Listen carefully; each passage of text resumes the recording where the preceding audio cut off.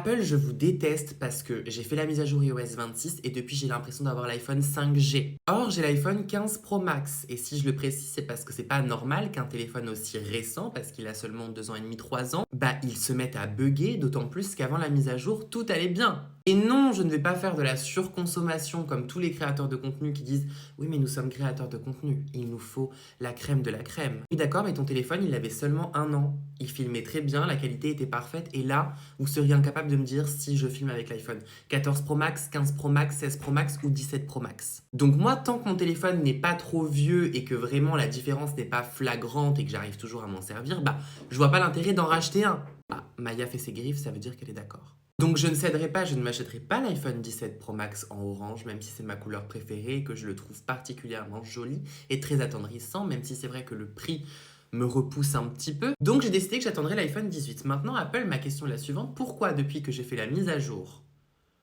que vous nous avez vendu comme un rêve éveillé, hein, mon téléphone, le 15 Pro Max, je le reprécise, pourquoi est-ce qu'il bug comme ça? C'est-à-dire que dites-vous, hein, vous dire à quel point il bug, je venais de faire la mise à jour sur mon téléphone et je voulais sur cette interface, vous savez, monter et baisser le son comme ça. Et je me rends bien compte qu'en fait, en mettant le son à fond, bah, le son ne suit pas dans mes écouteurs. La seule façon que j'avais de monter et baisser le son, c'était d'utiliser les boutons sur le côté. J'ai dû éteindre mon téléphone et le rallumer. Il ne m'avait jamais fait ça. Mon téléphone se met à bugger, c'est-à-dire que quand j'appuie sur une photo ou une vidéo, il met longtemps à s'ouvrir. Or, de l'espace de stockage, j'en ai encore dans mon téléphone. Enfin, c'est que des bugs que je n'avais pas avant de faire la mise à jour et ça m'énerve. Ça m'énerve, m'énerve, m'énerve, m'énerve, m'énerve, m'énerve. Voilà. Après, personne ne m'a forcé à la faire, cette mise à jour.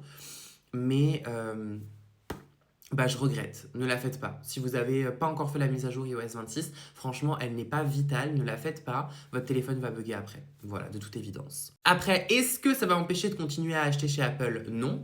Tout simplement parce que je ne sais pas quelle sorte de magie ils ont créé en créant la marque. Mais une fois que tu as goûté Apple, je pense que c'est terminé. Donc oui, bien sûr que je vais continuer à acheter des produits là-bas. Mais je me plains quand même. Parce que bon, après tout, on aime bien faire ça en France. On se plaint. Et that's okay.